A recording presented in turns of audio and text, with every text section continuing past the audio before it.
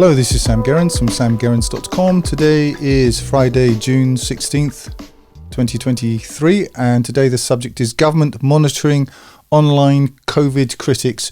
In this series, this part of my work, I look at media, mainly articles, but it's all propaganda. But I unpick particular articles in order just to look at the propaganda quotient. As I've said many times before, I have a background in Russia and Russian, and I actually live in Russia. And here we have a different understanding of propaganda, really thanks to the Soviet times, where everybody understood that everything was propaganda and you just assumed it.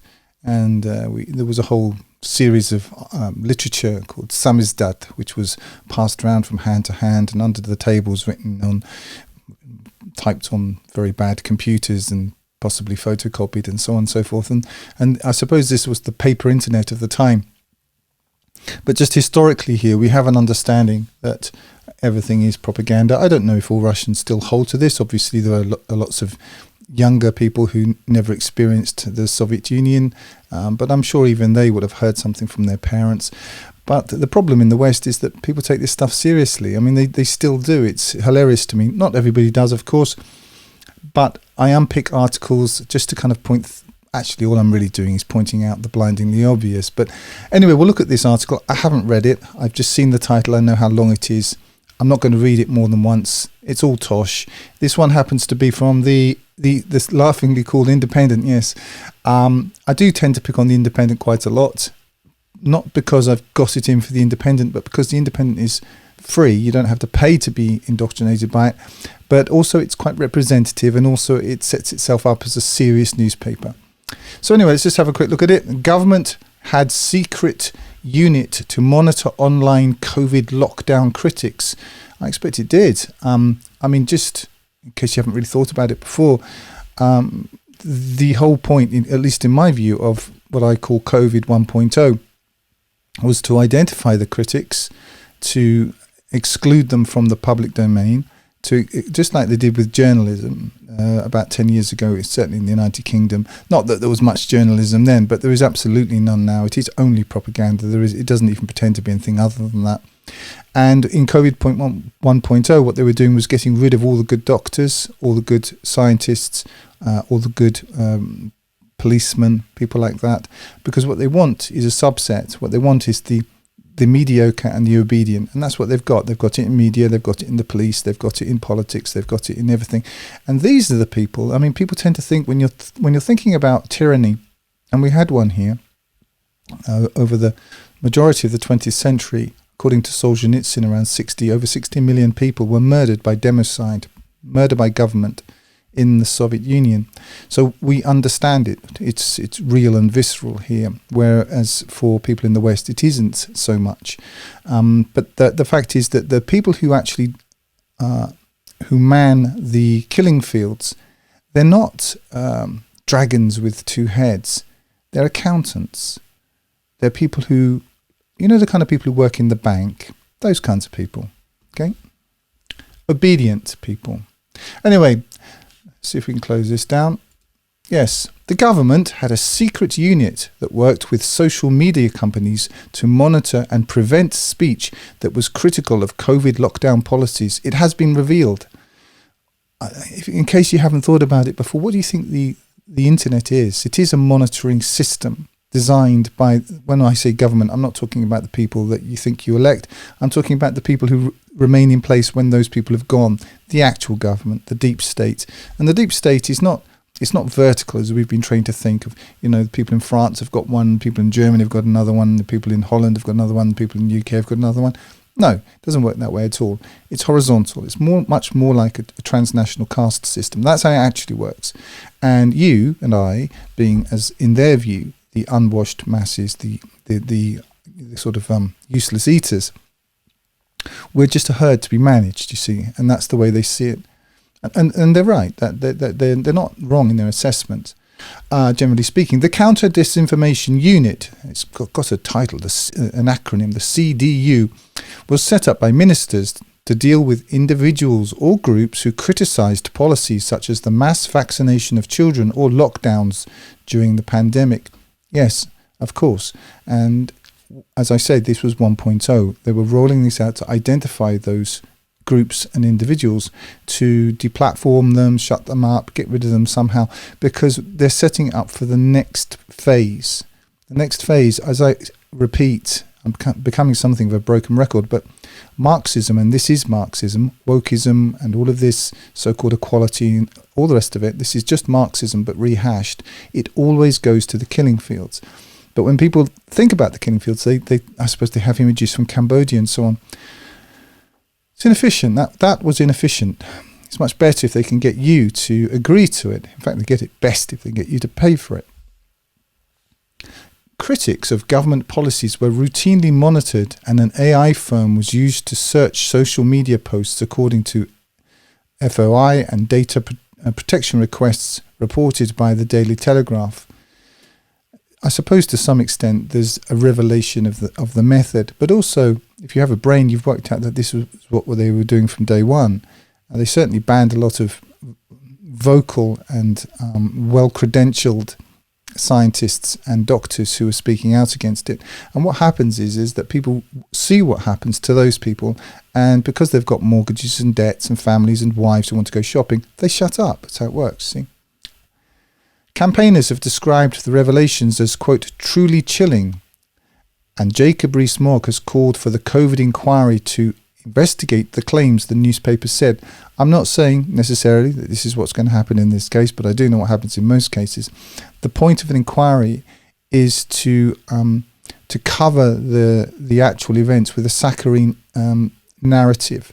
And let's just take, for example, one we all know about, the 9/11 inquiry. Okay, I don't think many people watching this channel are under any illusions as to who was behind that. Certainly wasn't 19 Arabs with box cutters. But the point of an inquiry is to create a narrative that then sort of becomes history.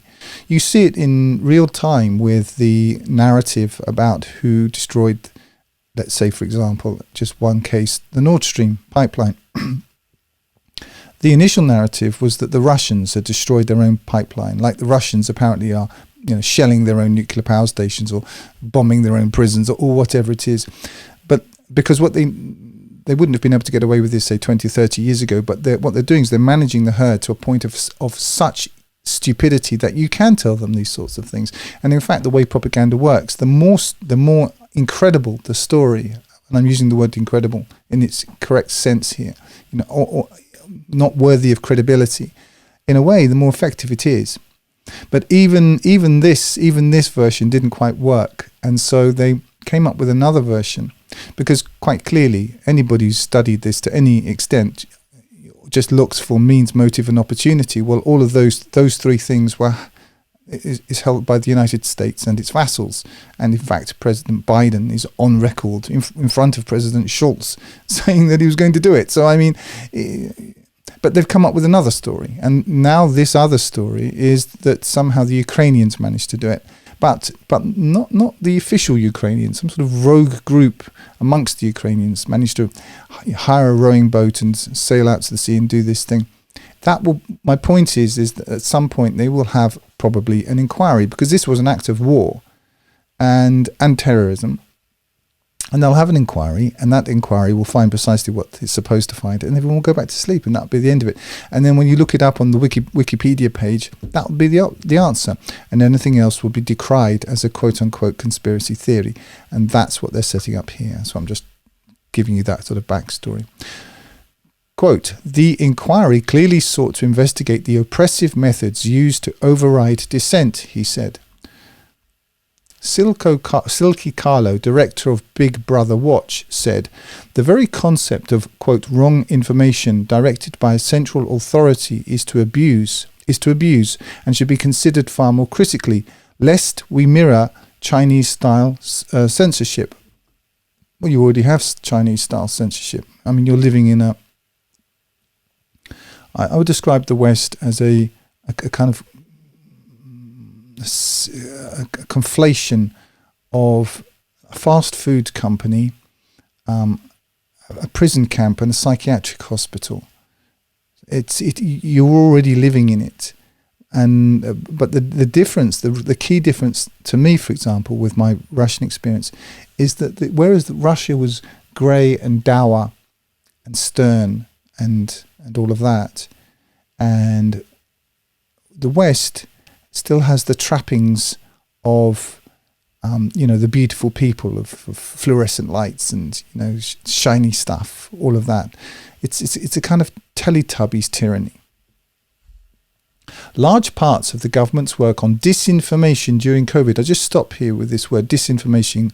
The use of disinformation, they're assuming their conclusion. They're assuming that whatever criticisms of COVID were in the public domain were disinformation. We don't know that. That hasn't been proven. Let's see if they prove it. I don't know. I haven't read this before. During COVID is still redacted. Oh, interesting. Redacted. If you don't know what redacted means, it means blacked out so that you can't read it. Okay. But the papers do reveal that Professor Carl Hennigan, an Oxford epidemiologist who has advised Boris Johnson, was monitored by disinformation units. All right. So I don't know in this case, so I'm not going to overstate my case, but quite often what they do is they set up a straw man. So quite often what they'll do is they'll choose an expert whom they actually want to then destroy as a way of making his views seem as though they were actually against the agenda, when in fact he was working for it. I'm not saying it's happening in this case. I don't know. I haven't looked into this particular individual. I'm just saying that this is a typical maneuver which happens. And anyway, leaving to one side this supposed expert, maybe he is an expert, I don't know. Lots of people, tons of people, and it's not just an appeal to majority here, but I want to make this point. Lots of people had valid questions about what was put into their bodies in a mass injection of the population, in which you had no recourse. Just let's keep it very simple. You had no recourse against the company in the event that what they were putting into you had adverse effects. It's like saying you must all come into a garage with your car. We're going to do something to the engine that you must have done. We haven't proven this technology at all, and in the event that it breaks your car, you can't come back to us. And it's even worse than that, because you can't just take it out of your car or buy a new car, because your body is the only car you have. Now, you have, well, if we believe that we have rights, one would assume that you would have the right to say no to what goes into your body, but that you're not going to have that right anymore. And if you've noticed, you are living under a tyranny, and really the definition of a tyranny, at least in my view, is arbitrary laws. Now you can say that laws are tough. I mean, in Russia we have some tough laws. Singapore, they have some tough laws, but it's not the same thing as a tyranny. I'll just give you an example from parking your car. If you park your car on a particular street, you could say it's tough laws. Between 4 and 7, there's a $300 fine, and between 7 and 9, there's a $500 fine. If you leave your car like this or like this or like this, it is tough, but it's not exactly a tyranny. I'll tell you what a tyranny is. A tyranny is you can park your car here. I don't know. We'll see how we feel. Perhaps we'll decide that if you're not the demographic that we like, or whatever, we're just going to fine you tons and take your car away. In fact, never allow you to have a car again. Or maybe we won't. Maybe if you fall into a different kind of demographic, maybe we're going to do nothing whatsoever. It all depends on how we feel. Hashtag my feelings. That is actually a tyranny. That's what you're going into. You're already in it, actually. Large parts of the government's work on disinformation. See, again, disinformation. This is assuming your conclusions. They're assuming that it was all disinformation. The power of words, you must never underestimate it. Think about words. Think about what they actually mean. So they're fighting disinformation, which assumes two things. It assumes, firstly, that their position is not disinformation. It assumes also that the viewpoints that they were seeking to counter were disinformation.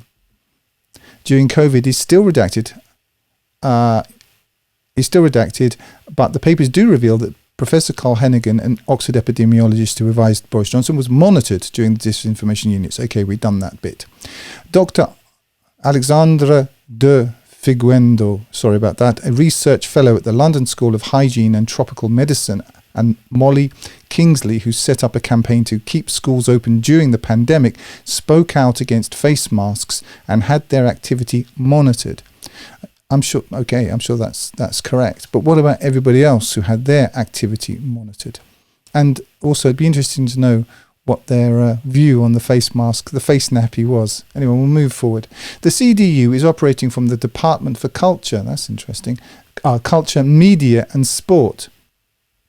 Culture, media and sport, in case you don't know, are indoctrination. They are propaganda. All of them are propaganda. And I think people understand that media is propaganda. But what about culture? Well, culture is entertainment, really, effectively, which is all propaganda. And sports. Just as an example, football players now taking the knee before games, or having to wear badges for the sodomite agenda, or insinuating women into football games where now women are working as it linesmen. Is that? I'm not a football watcher, so I don't know. In a way, what they're doing is they're socially engineering you into a worldview that your fathers didn't have. Now, you could argue that this is a right and virtuous thing to do. I don't care about that argument. I'm just saying that is what they're doing, just as they did it in the Soviet Union. The CDU is still operating from the Department for Culture, Media and Sport, and is able to get content fast-tracked for possible moderation or deletion by social media firms such as Facebook and Twitter. Well, that shouldn't surprise you. What does surprise me is that people are surprised that social media is this way. They assume, somewhat silly, stupidly, in my view at least, that this whole ecosystem was for them. Why would that be the case? No, you're for it. That's the actual case. And anyway, it should be obvious. It's obvious to me. I don't expect anything else. Of course, the ruling elites are going to use this for their own interests. Why wouldn't they? And just for the record, I'm not even against there being a ruling elite. Of course, there's a ruling elite. Every mountain has a peak. People want to be told what to do. It's supply and demand. Some men are just, richer, more effective, and more powerful than others. It's a natural economy. I don't see why it would be anything else. My actual argument against the ruling elites is that they're miscreant and degenerate. Their actual role should be to guide the herd in a righteous way. And what they've done is broken any sort of contract of noblesse oblige with the herd which they manage. And one of the reasons why they've done that, I think there are at least two. One is because they don't need you anymore. They don't need your strength anymore because they've got machines and robots and computers and the rest of it. And I think the second part of it is, at least part of it is the transhumanist agenda. And so they're re-engineering the herd using various methodologies, including injunctions and diet, which has been talked about 100 years ago. This was written about, and they're working through a plan. Now, a lot of people get very emotional about it and feel that they're all terrible and evil. They are terrible and evil. They are terrible and evil, but this is the natural order, that there are terrible, evil men at the top. It's often the way. There have been times when that hasn't been the case, but I'm not surprised by it at all. My larger point is that where I am surprised is that people expected the internet to be anything other than this. And I suppose it kind of feeds into or expresses the entitlement mentality where people really do think that everything is just for them. Why would that be the case? Anyway, let's carry on. It was started in 2019 to mostly deal. They can't write anymore, these people, can they? They split infinitives all over the place. I know it's very pedantic of me, but they're supposed to be journalists. To mostly deal with the European elections, but shifted focus to the pandemic. I'll just tell you now, they're monitoring everything. I have a number of backgrounds. One of them is in technologies, and I worked in a company which dealt with data mining. It's not that they're, and this was quite a long time ago, so it's moved on tons since I was in that area. It's not that they're watching you individually, okay? They haven't got time, because this is what people think. Well, they haven't got time to watch me individually. No, of course not. They don't care. What they're looking for is the 1 or 2% of troublemakers, and it's all done on algorithms. It's done on pattern recognition. And so then they will flag up particular groups and particular people. What this is trying to do is make it sound as if this is somehow contained. This is standard operating procedure in every single area, okay? They're modeling you and everybody you know using AI, using machine learning in order to predict what you're going to do. And predictably, what almost the entire population is going to do is completely insignificant in every single regard, okay? Because what they're actually going to do is waste their entire lives consuming more indoctrination, okay? But there's a small number, maybe 1 to 2% of people who are not like that, and they will be flagged up. Probably, I don't know how it works specifically, but let's say, red, green, orange, beige, and purple on some sort of escalating scale. And there will be different protocols in place accordingly. That's how it works for everything. Why wouldn't it be that way? Alongside this, the government also ran a counter-disinformation policy forum which brought together tech giants such as Facebook and Google to discuss how to deal with COVID disinformation. Again, they're using the word disinformation, assuming their conclusions. You have to regard the big tech platforms as part of the deep state. That's what they are. The revelations come as Boris Johnson said he will send, quote, all unredacted WhatsApp directly to the COVID-19 inquiry ahead of a legal clash between the probe and the Cabinet Office over access to messages. Honestly, I'm not quite sure what that's about. Please tell me in the comments if you do. It could be this sort of trouble that he's in because of Partygate. I'm not quite sure what the allusion is to. Frankly, it seems a bit of a red herring to me anyway.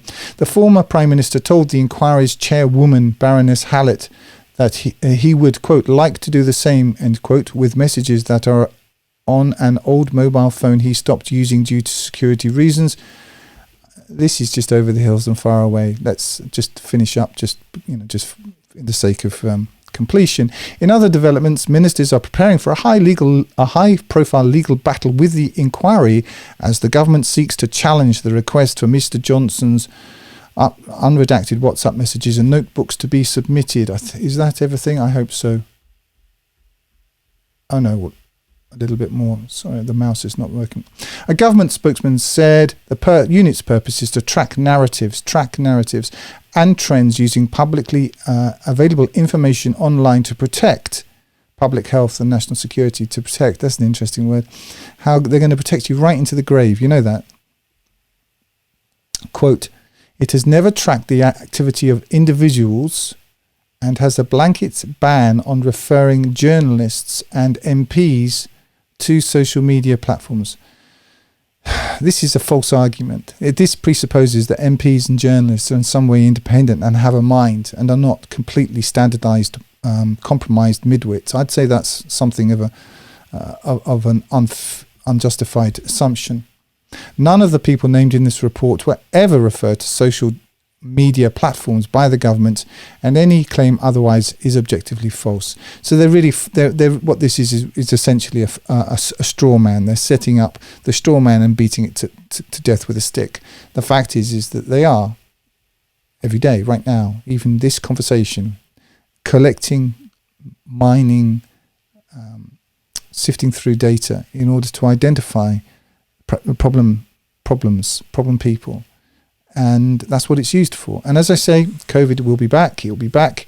It'll be bigger and better, and it will expect you to enact its pageants, to wear the badges of submission that it requires of you, to pretend like it makes sense, which it probably won't. There may be just some justifiable, narratives. It may be that actually some people are dying of whatever it is, but the actual point of it is to implement a tyranny.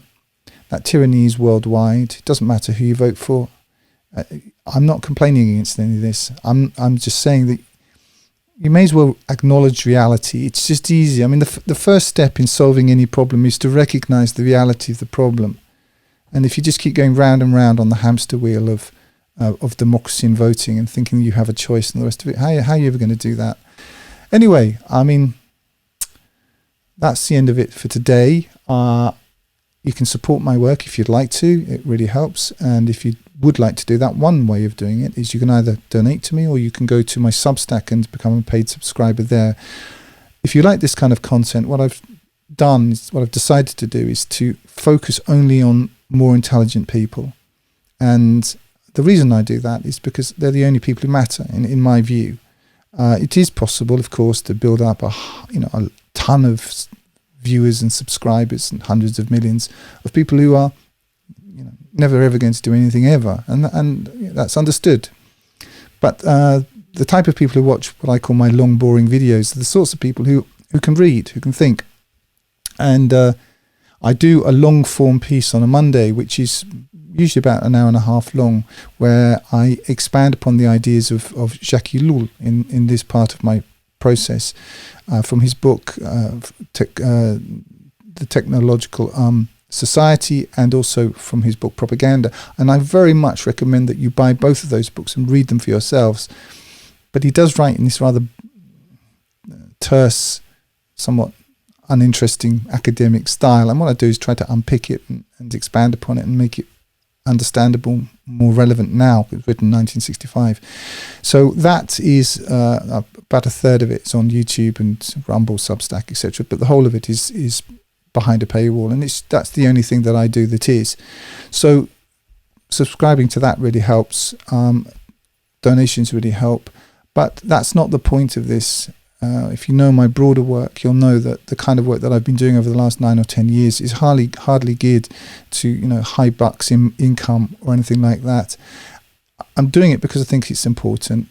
I don't have any illusions about the success of this or otherwise. I do recommend, if you are interested, reading my works as part of my Quranic studies and investigations, and you can access all of that work for free. If you go to samgerrans.com, go to books, you'll have a quick summary, and then you can click and download them. I don't need your email. I'm not trying to force you onto some sort of mailing list or anything. I don't care about that. Just download it and read it. If you want to buy a hard copy, you can, but you don't have to. They're not locked. You can print them off in your printer if you wish to. It's not about that. But most people won't. Most people don't care. Some people claim that they really do care about, changing the world, new world order. And as I said in a discussion the other day, and I've said before, it's not true. If the price of achieving utopia were to give up their mobile telephones, even for 6 months, they wouldn't do it. They wouldn't do it. Okay, there you are. Details of where I upload to, how you can join my Substack and Telegram channel, support my work, and download my books free are in the description. Thanks for listening, and bye for now.